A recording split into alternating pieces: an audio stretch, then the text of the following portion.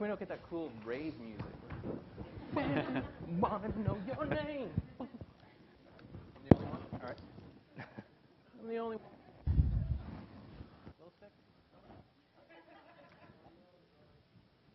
Thanks, Matt. Thanks, everyone. Good afternoon. I'm very excited to introduce this distinguished panel today. The title of Digital Dialogue, Fast Forward Toward the Smart TV. My name is Amit, and I'm a head of marketing for MediaMind and head of marketing for DG. So it's a very interesting thing to be doing nowadays. As I'm sure all of you have heard, DG recently acquired MediaMind as well as iWonder. And together, we are in the business of taking your ideas and your concept from the safety of the design room, the planning session, taking it out to the harsh and complicated realities of the outside world, and make sure that they make it out there to the consumer and your audience mind throughout multiple publishers, multiple TV destinations, and so on and so forth. And we're doing that for the first time in a unique situation, doing that across TV and online. Many of you know us from the online world, whether it's MediaMind, iWonder, Unicast. Combined together, we are now the #1 partner in the world for delivering branding messages electronically online. DG, I'm not sure how many of you are familiar with. They are delivering or helping deliver the vast majority of ads in this country, embedded into it in each and every TV station, servicing 96 of the top 100 advertisers in the country.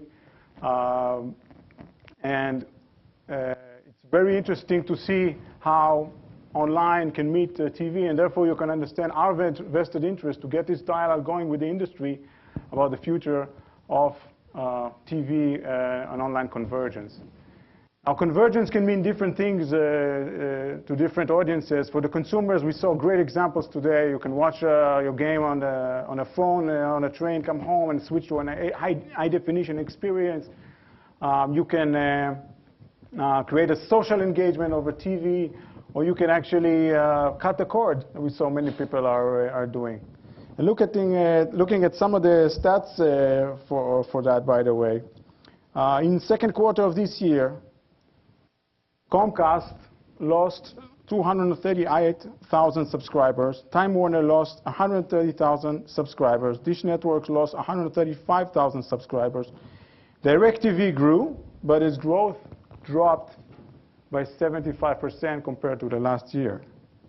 And US homes with traditional TVs dropped for the first time in history, according to Nielsen. So is the TV industry in trouble? Well, what is going on here? I think the interesting and ironic thing, if I pick up the Wall Street Journal for this morning, writing a big article exactly on this issue, and they're pointing out that despite all these trends, TV ads are up. They will comprise 34.4% of US ad spend, up from 33.8%, and the cost per advertising is going up. So what is going on here? In order to try to address this riddle, we have a very, very smart and distinguished panel here. I think you know most of these people, probably all of them. Maybe not always talking about TV, but times are changing. So I'd like to take a round of introduction. And Matt, can you start and introduce yourself to the audience? I'm Matt Cooper, creative director and founder of Neoganda, which is a digital advertising boutique in Los Angeles. We make ad campaigns, like specifically banners, primarily for the movies. I'm Claudio Marcus. I'm with Visible World, and we're the leader in addressable TV advertising and dynamic video customization. I'm Dave Smith, CEO and founder of MediaSmith. We're the largest independent digital media agency in the country. Ken Speakman with Engagia. I'm from Calgary, Canada, and we work on digital strategy and building communities for brands. And John Durham from Panelists, San Francisco, strategy firm. Thank you, folks. And I'd like to start just to warm up with a very quick session of yes, no answer. Okay, remember the rule, only yes or no. And maybe I'll start with you, John. And the question, will there be such a thing 5 years from now as a TV buyer as opposed to an online buyer? Yes or no? No. Question to you, Matt. If we make TV advertising more interactive, are we going to see less people skipping ads? Yes or no? No. This is like the dating game, by the way, and I love it. But we are not dating, no matter what happens. Well, okay. We're in San Francisco, but whatever.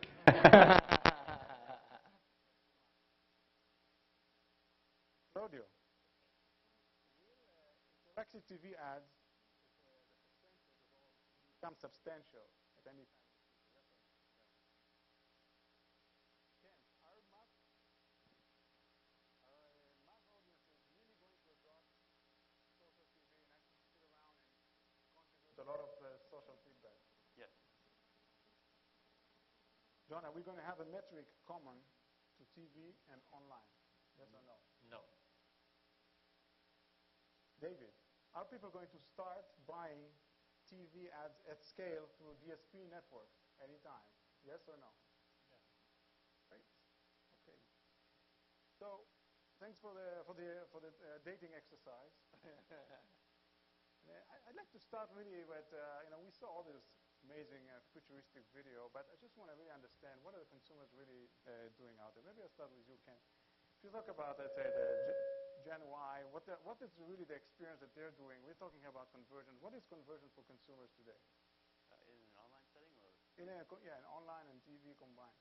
Well, I think as the online experience and television get closer and closer together, people are going to be able to share more and integrate the stories from their favorite shows with the brands, and then share them socially. And I think that's going to be happening more and more and more in the future. People are already interacting using their tablets and iPhones, talking about things on Twitter, sharing on Facebook quite a bit now. So it's only going to increase as technology catches up with the television sets themselves. Claudio, we saw Dean throwing out Apple TVs here. You're coming, I would say, representing the traditional TV industry today. Is over-the-top devices like that going to dominate, or is it going to be always up to those TV operators? I don't think we'll see over-the-top dominate anytime soon. It's far too complex for the average consumer. We in the room are pretty distant from we as consumers all over the country, and all too many consumers are fairly happy with the simplicity of TV today. They may have negative feelings towards ads and other things like that, but in general, they're spending 5 hours a day watching TV. That's not necessarily because they hate the time doing it. But is that really, it reminds me very much 10 years ago, we would hear the mobile operators saying, we will dominate content. And then one company came, I think the difference Apple, is and basically changed that around. Yeah, except that the difference is TV is very entrenched. It's been around for quite a while, and it is entrenched in terms of total time spent. So for example, earlier on there were statistics of how many people multitask, but when you actually look at total time spent multitasking versus just time spent watching TV, TV dominates. And so there are some good studies that have been behavioral studies where they actually follow people around. And so you have to be careful when you ask people how often do you do something versus actually watching them do it. And I think that a lot of the bias today is towards the new in terms of the press. But over the top's very small. For anybody that's really interested in the numbers, there's an analyst that tracks this very detailed, and that's Craig Moffett from Bernstein Research. And he will shed a lot of light into the fact that TV is still hugely dominant, and it's the reason why major consumer brands are still spending the bulk of their money there. OTT is a bridge, is all it is. Anything that's in a box today is going to be in a chip within a few years. When it's in a chip and it's totally transparent and it comes in your new Samsung TV that you buy, then there's going to be massive adoption. Until that happens, people are confused. I'm confused. I got boxes that don't plug in at home. I like to buy them and imagine what I could do with them, and some of them are plugged in, but I got to get my son to plug in most of them. I think the question is, I think television is not the word. I think it's video. I think two things. I think it's all about video, and I think it's about size matters. If it's a 60-inch video, if it's a little phone video, if it's a tablet, it's video, and its size matters. Neil Monin's out there in 1996 with his company WebReps talked about the experiences. I'll never forget this. Were totally different. He said it's just video, and you were way ahead of the game. We talk about it as TV, video. Where are you watching video? Are you watching it in the airport? You're watching it in a bar? It's video and size. Size matters. What about the social experiences? Is it still something that just for the early adopters, the crazy adopters that will just socialize on anything, or really stand to chance the experience of consuming video? I think social's been around. Think about, to me, the ultimate social experience for television and video is the Super Bowl. Think about the hype that's built up. And the next morning watching a new season or watching over. I think everything that's going on this week in network television, it's interesting this morning in our office, people were talking about a couple of the shows last night. That's social.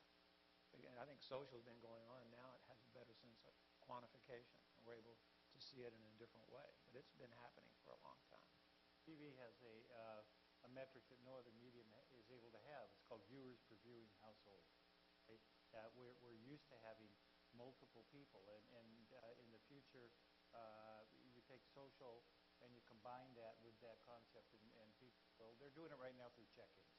Some of the check-in apps are starting to be able to do that and communicate back and forth, and that's just going to explode.